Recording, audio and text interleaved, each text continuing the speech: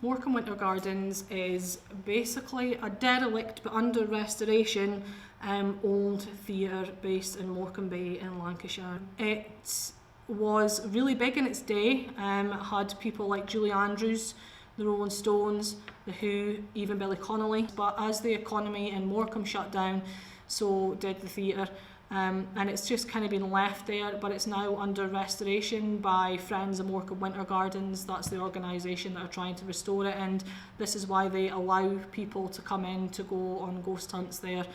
My name's Joanne Tomlinson, and I'm the chairperson of the Paranormal Society here at the University of Central Lancashire in Preston. We discuss all kinds of paranormal stuff. We look at all different angles, we look at all different options. One that we went on recently was at Morecambe Winter Gardens, and that was a fantastic experience, particularly because all of our members were ghost hunting newbies.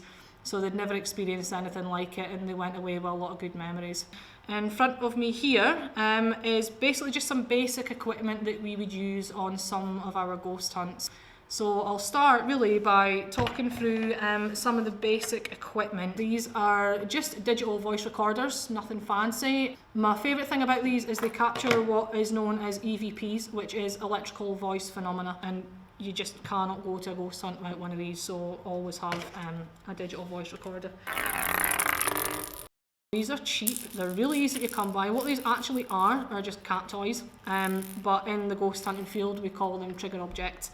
For various reasons, you can be doing what is known as a calling out, where you basically just sit in a dark room and ask if there's anybody there. This is a K2 meter, and what this does is it measures the electromagnetic field of anything around you. Everything has a natural electromagnetic field, so any plug socket, computer, anything like that, it will give off electromagnetic energy. The little green button indicates that there's very low to no electromagnetic energy around me at the minute.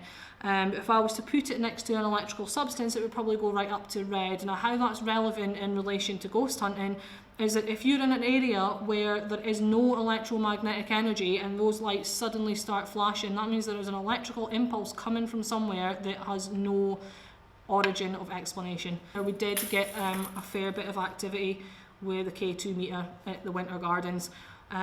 We did base readings, which is where we go around the area looking for bits that have high magnetic field to avoid them.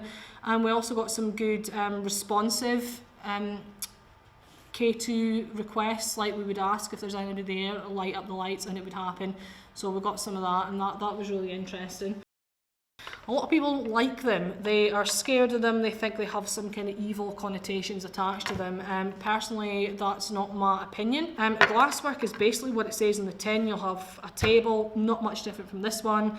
You ask questions and you make it obvious how you want the spirit, if it's there, to answer. If you want a yes, move it left. No, move it right. We got a lot of good work from the glasswork at the Morecambe Winter Gardens. After about 20 minutes of sort of general, a little bit of shuffling, it started to move a lot, and that was the point that I started getting freaked out. My name's Emily, and I'm a member of the UCLan Paranormal Society.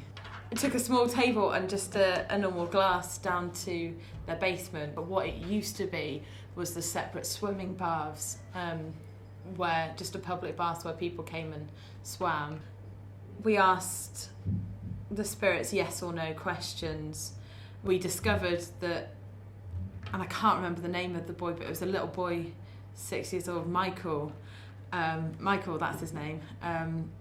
And Michael had been killed by, I think, his auntie.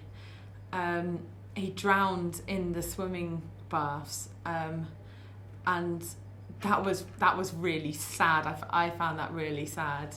The thing that I like the most about the Winter Gardens is it's still beautiful. For ghost hunting, it still has that abandoned building feeling with the peeling wallpaper and the dark corridors and the broken furniture. It's just really authentic, and that's why I enjoyed going there. Now, after going to the Morecambe Winter Gardens, there are people with us that haven't passed over.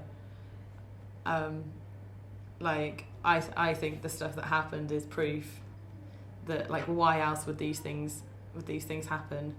Where else? Yeah, we've got souls and we've got bodies. Like, where else do those souls go? Kind of thing. If they don't just stay where they died.